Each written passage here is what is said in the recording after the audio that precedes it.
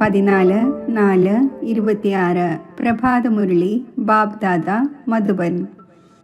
ബാബു പറയുന്നു, മധുരമായ കുട്ടികളെ, ദേവതയാകണം എങ്കിൽ അമൃത കുടിക്കുകയും കുടിപ്പിക്കുകയും ചെയ്യൂ. അമൃത പാനം ചെയ്യുന്നവർ തന്നെയാണ് ശ്രേഷ്ഠാചാരി ആകുന്നത്. ചോദ്യം: ഈ സമയം സത്യുഗി പ്രജ ഏത് ആധാരത്തിലാണ് തയ്യാറായിക്കൊണ്ടിരിക്കുന്നത്? ഉത്തരം: ആരാണോ ഈ ജ്ഞാനത്തിൽ പ്രഭാവിതമാകുന്നത്, വളരെ നല്ലത് വളരെ നല്ലത് എന്ന് പറയുന്നത്, എന്നാൽ പഠനം പഠിക്കാത്തത്, പ്രയത്നിക്കുവാൻ സാധിക്കാത്തത്, അവർ പ്രജയായി മാറുന്നു. പ്രഭാവിതമാവുക എന്നാൽ പ്രജയാവുക എന്നാണ്. സൂര്യവംശി രാജ റാണി ആകുന്നതിനായി പ്രയത്നം ആവശ്യമാണ്. പഠനത്തിൽ പൂർണ്ണമായും അറ്റൻഷൻ ഉണ്ടാകണം. ഓർമ്മിക്കുകയും ഓർമ്മിപ്പിക്കുകയും ചെയ്തുകൊണ്ടിരിക്കൂ. അപ്പോൾ ഉയർന്ന പദവി ലഭിക്കുന്നതാണ്.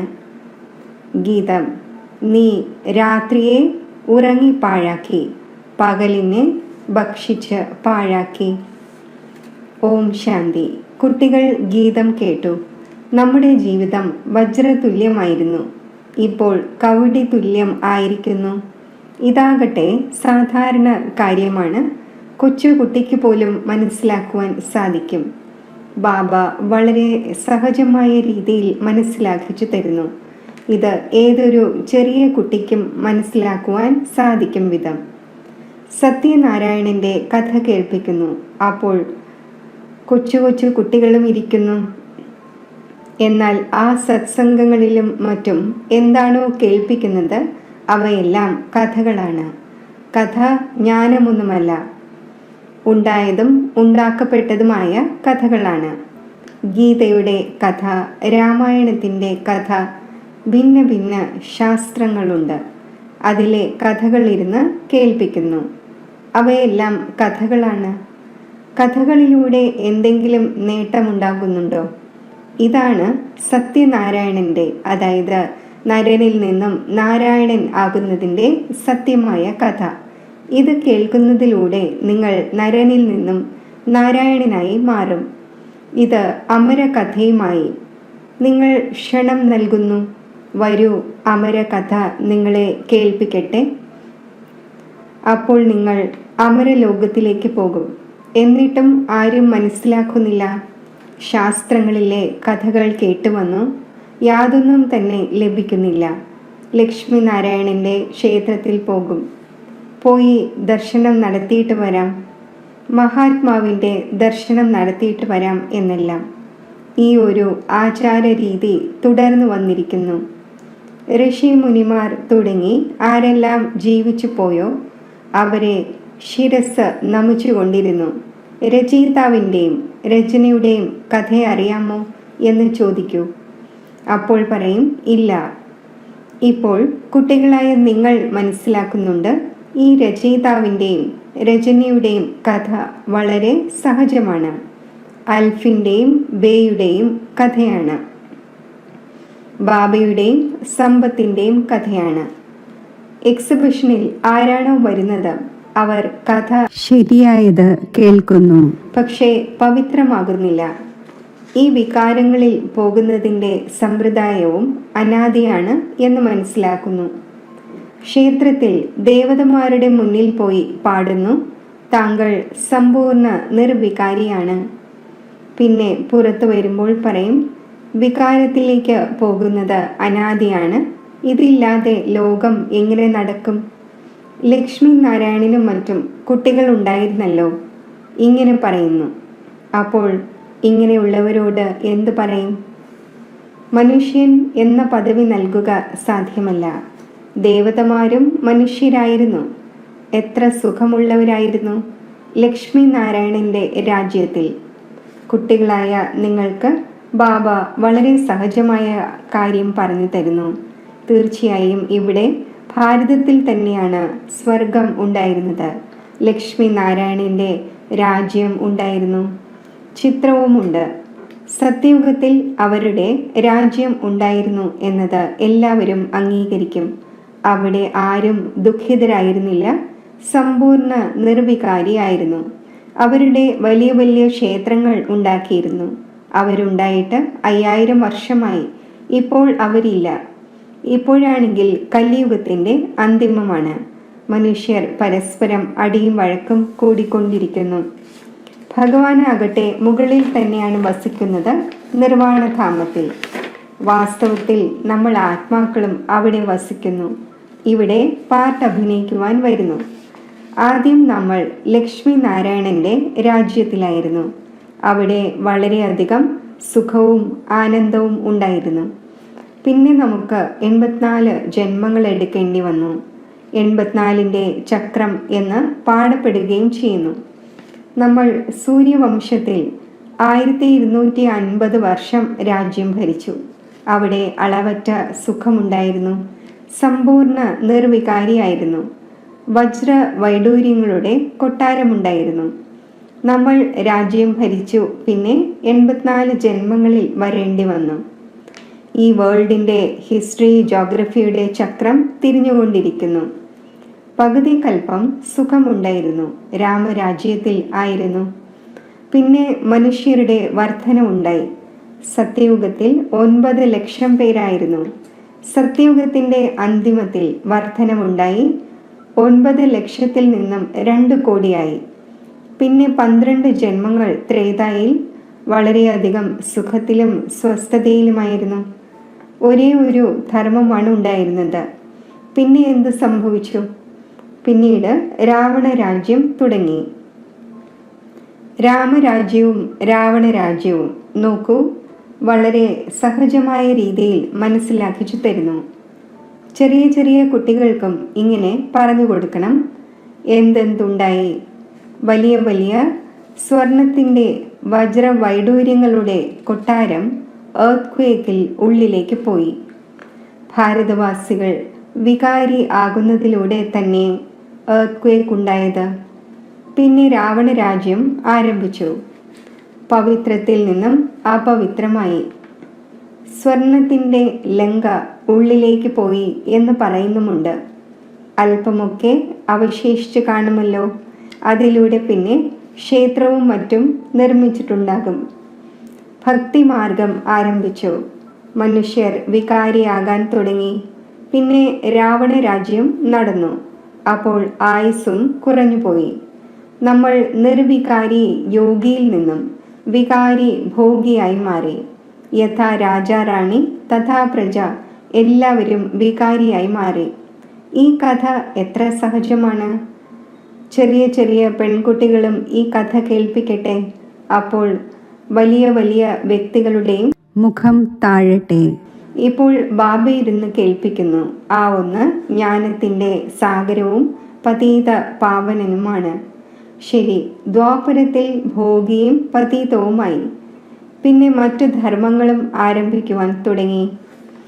അമൃതിൻ്റെ ലഹരിയുണ്ടായിരുന്നത് ഇല്ലാതായിപ്പോയി. അടിയും വഴക്കും ഉണ്ടാകുവാൻ തുടങ്ങി.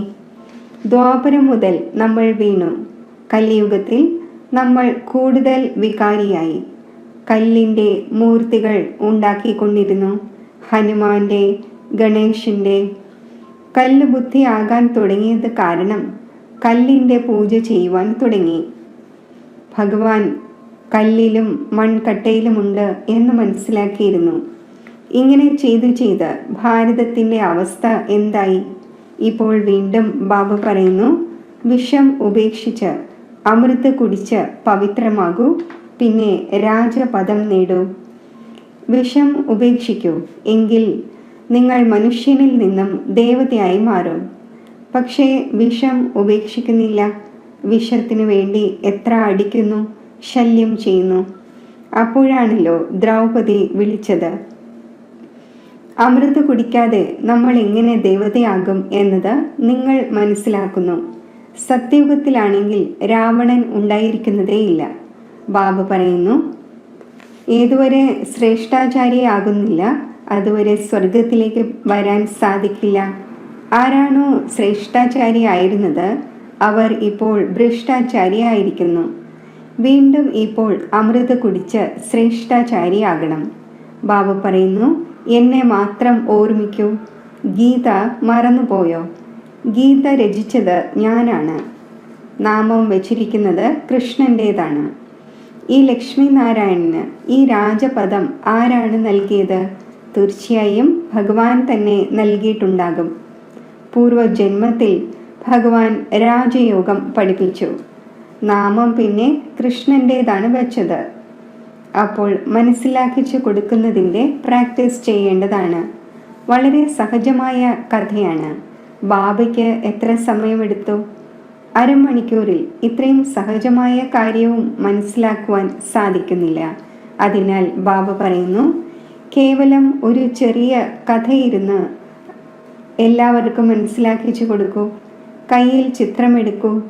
സത്യയുഗത്തിൽ ലക്ഷ്മി നാരായണൻ്റെ രാജ്യം, പിന്നെ ത്രേതായിൽ രാമൻ്റെയും സീതയുടെയും രാജ്യം, പിന്നെ ദ്വാപരയിൽ രാവണൻ്റെ രാജ്യമുണ്ടായി. എത്ര സഹജമായ കഥയാണ്! തീർച്ചയായും നമ്മൾ ദേവതയായിരുന്നു, പിന്നെ ക്ഷത്രിയൻ, വൈശ്യൻ, ശൂദ്രനായി. ഇപ്പോൾ സ്വയം തന്നെ ദേവത എന്ന് മനസ്സിലാക്കാത്തത് കാരണം ഹിന്ദു എന്ന് പറയുന്നു. ശ്രേഷ്ഠ ധർമ്മത്തിൽ നിന്നും ശ്രേഷ്ഠ കർമ്മത്തിൽ നിന്നും ധർമ്മഭ്രഷ്ടവും കർമ്മഭ്രഷ്ടവുമായി. ഇങ്ങനെ ചെറിയ ചെറിയ പെൺകുട്ടികളിരുന്ന് പ്രഭാഷണം നടത്തട്ടെ എങ്കിൽ മുഴുവൻ സഭയിലും ഒരിക്കൽ കൂടി എന്നുണ്ടായേനെ. ബാബ എല്ലാ സെൻറ്റേഴ്സിലുള്ളവരെയും കേൾപ്പിച്ചുകൊണ്ടിരിക്കുന്നു. ഇപ്പോൾ ഈ മുതിർന്നവർ പഠിക്കുന്നില്ല എങ്കിൽ ചെറിയ ചെറിയ കുമാരിമാരെ പഠിപ്പിക്കൂ. കുമാരിമാർക്ക് പേരുമുണ്ട്. ഡൽഹിയിലും ബോംബെയിലും വളരെ നല്ല നല്ല കുമാരിമാരുണ്ട്. വിദ്യാസമ്പന്നരാണ്. അവർ എഴുന്നേറ്റ് നിൽക്കേണ്ടതാണ്. എത്ര കാര്യം ചെയ്യുവാൻ സാധിക്കും?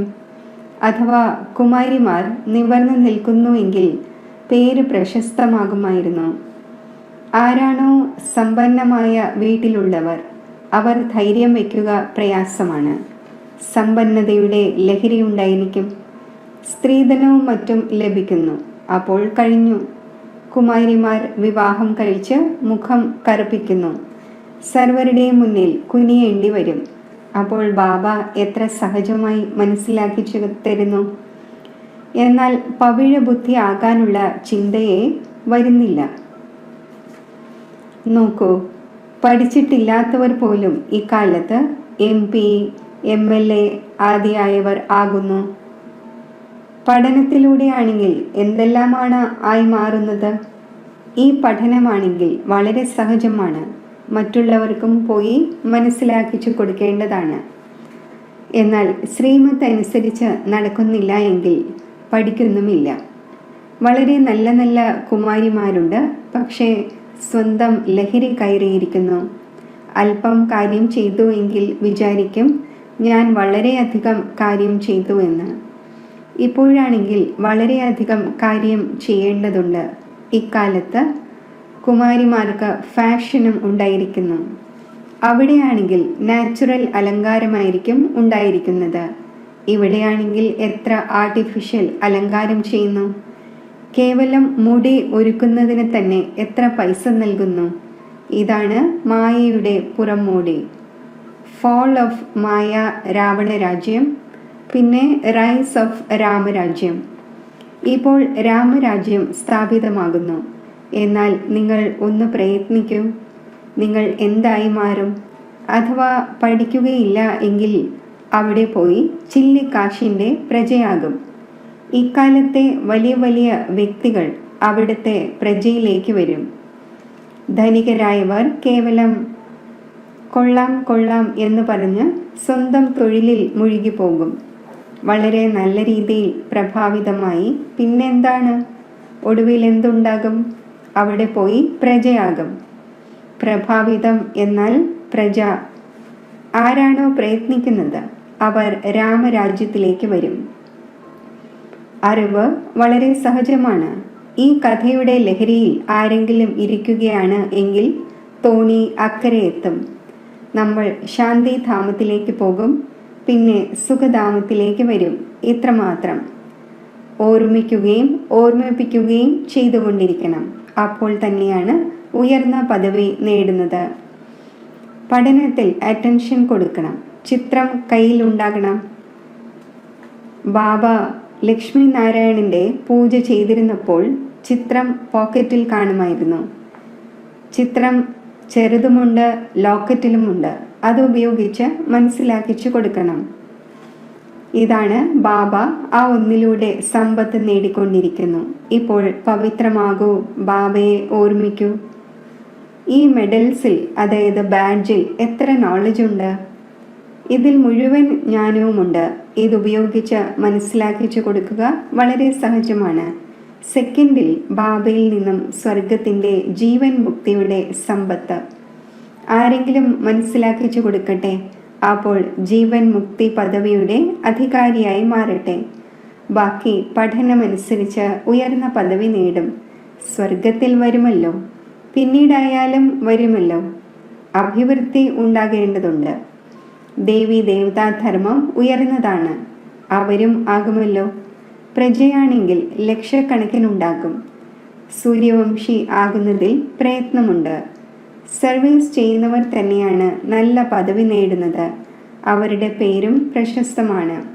കുമാരക ഉണ്ട്, ജനകുണ്ട്, അതായത് പ്രകാശ്മണി ദാദിയും ജാനകി ദാദിയും നന്നായി സെൻറ്റർ പരിപാലിച്ചു കൊണ്ടിരിക്കുന്നു.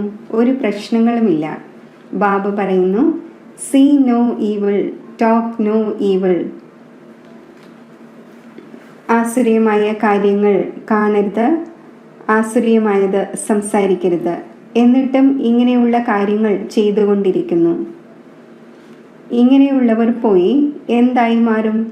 ഇത്രയും സഹജമായ സർവീസ് പോലും ചെയ്യുന്നില്ല. ചെറിയ ചെറിയ പെൺകുട്ടികൾക്കും ഇത് മനസ്സിലാക്കിച്ചു കൊടുക്കുവാൻ സാധിക്കും, കേൾപ്പിക്കുവാൻ സാധിക്കും. വാനരസേനയും പ്രശസ്തമാണ്. രാവണന്റെ ജയിലിൽ കുടുങ്ങിപ്പോയ സീതന്മാരെ മോചിപ്പിക്കണം. കഥകൾ എന്തെല്ലാമാണ് ഉണ്ടാക്കിയിരിക്കുന്നത്. ഇങ്ങനെയെല്ലാം ആരെങ്കിലും പ്രഭാഷണം ചെയ്യണം.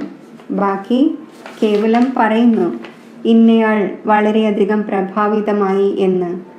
ചോദിക്കൂ, നിങ്ങൾ എന്തായി മാറാൻ ആഗ്രഹിക്കുന്നു? കേവലം മറ്റുള്ളവരോട് പറയും, ഇവരുടെ ജ്ഞാനം വളരെ നല്ലതാണ്, സ്വയം യാതൊന്നും മനസ്സിലാക്കുന്നില്ല, ഇതിലൂടെ എന്ത് നേട്ടം? ശരി, മധുരമധുരമായ സിഖിലതെ കുട്ടികൾക്ക് മാതാവും പിതാവുമായ ബാബ്ദാദയുടെ സ്നേഹസ്മരണകൾ. Good morning. ആത്മീയ അച്ഛൻ്റെ ആത്മീയ കുട്ടികൾക്ക് നമസ്തേ. ധാരണയ്ക്കുള്ള മുഖ്യസാരം: പവിഴ ബുദ്ധി ആകുന്നതിനായി പഠനത്തിൽ പരിപൂർണ ശ്രദ്ധ നൽകണം. ശ്രീമത്തനുസരിച്ച് പഠിക്കുകയും പഠിപ്പിക്കുകയും വേണം. പരിധിയുള്ള സമ്പന്നതയുടെ ലഹരി, ഫാഷൻ തുടങ്ങിയവ ഉപേക്ഷിച്ച് ഈ പരിധിയില്ലാത്ത സേവനത്തിൽ മുഴുകണം. Hear no evil, see no evil. യാതൊരു വ്യർത്ഥമായ കാര്യങ്ങളും ചെയ്യരുത്. ആരിലും പ്രഭാവിതമാകരുത്. എല്ലാവരെയും സത്യനാരായണന്റെ ചെറിയ കഥ കേൾപ്പിക്കണം. വരദാനം: നവജീവിതത്തിൻ്റെ സ്മൃതിയിലൂടെ കർമ്മേന്ദ്രിയങ്ങളുടെ മേൽ വിജയം പ്രാപ്തമാക്കുന്ന മർജീവയായി ഭവിക്കട്ടെ.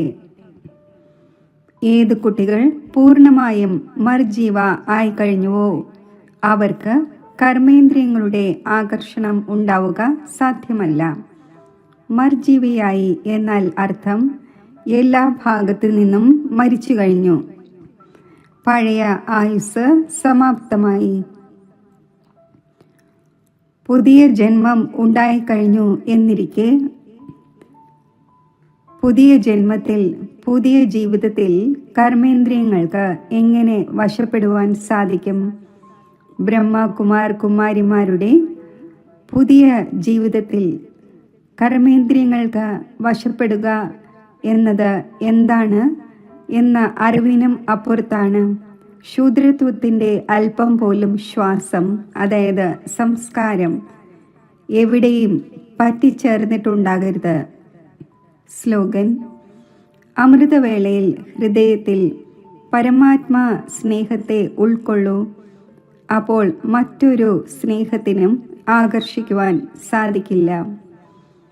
അവ്യക്ത സൂചന: മഹാൻ ആകുന്നതിനായി മധുരതയുടെയും വിനയത്തിൻ്റെയും ഗുണം ധാരണ ചെയ്യൂ. സംഘടനയിൽ സഫലത പ്രാപ്തമാക്കുന്നതിനായി സദാ വിനയചിത്തതയുടെ സിംഹാസനത്തിൽ വിരാജിക്കൂ. ഈ സിംഹാസനത്തിൽ ഇരുന്ന് ഉത്തരവാദിത്വത്തിൻ്റെ കിരീടം ധാരണ ചെയ്ത് ഭാവിയിലേക്കുള്ള പദവി ഉണ്ടാക്കിയെടുക്കൂ. സിംഹാസനത്തിൽ നിന്നും ഇറങ്ങാൻ പാടില്ല. ഇതിൽ ഇരുന്നു കൊണ്ട് കാര്യങ്ങൾ ചെയ്യുമെങ്കിൽ സഫലത ലഭിച്ചുകൊണ്ടിരിക്കും. ഇതിനു വേണ്ടി ആദ്യം താങ്കൾ എന്ന പാഠം ഉറപ്പിക്കൂ. ഇതിലൂടെ താങ്കളുടെ സംസ്കാരം സർവരുടെയും കൂടെ സഹജമായി തന്നെ യോജിക്കും. ഓം ശാന്തി.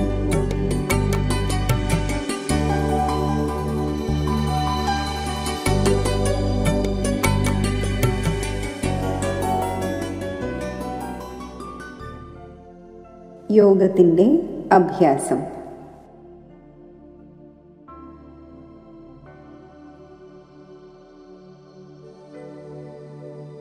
ഞാൻ ആത്മസ്വരൂപത്തിൽ സ്ഥിതി ചെയ്യുകയാണ്.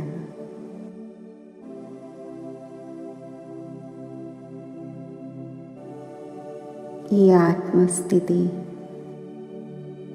സുഖവും ശാന്തിയുമാകുന്ന സ്വധർമ്മത്തിൽ എന്നെ സഹജമായി സ്ഥിതി ചെയ്യിക്കുന്നു.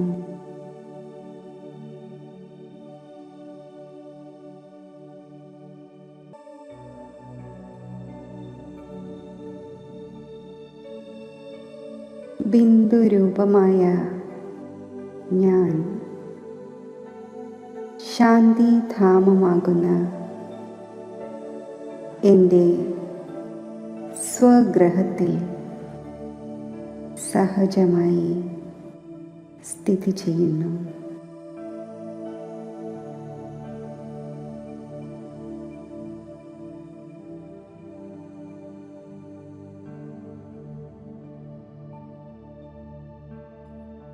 ശീതളമായ ഒരു സ്ഥാനത്തിരിക്കവേ ശീതളതയുടെ അനുഭവം സ്വതവേ ഉണ്ടാകുന്നത് പോലെ ഈ ശാന്തിധാമത്തിൽ ശാന്തി സാഗരനായ ബാബയുടെ സമീപത്ത് ഈ ഒന്നിൻ്റെ മാത്രം ഓർമ്മയിൽ മഗ്നമായിരിക്കുമ്പോൾ ഗഹനമായ ശാന്തിയുടെ ആത്മശാന്തിയുടെ അനുഭവം എനിക്ക് പ്രാപ്തമാവുകയാണ്.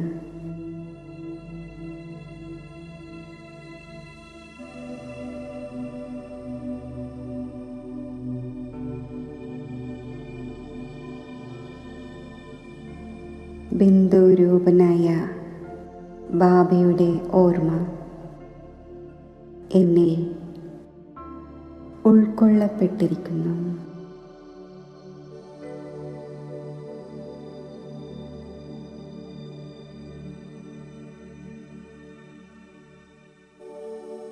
ശാന്തിധാമത്തിൽ ശാന്തിയുടെ സാഗരനായ ബാബയുമായി ഇങ്ങനെ കമ്പൈൻഡ് സ്വരൂപമായിരുന്ന ഞാൻ ഇപ്പോൾ വിശ്വത്തിലേക്ക് ഈ അനുപമമായ ശാന്തിയുടെ പ്രകാശബീജികൾ വ്യാപിപ്പിക്കുകയാണ്.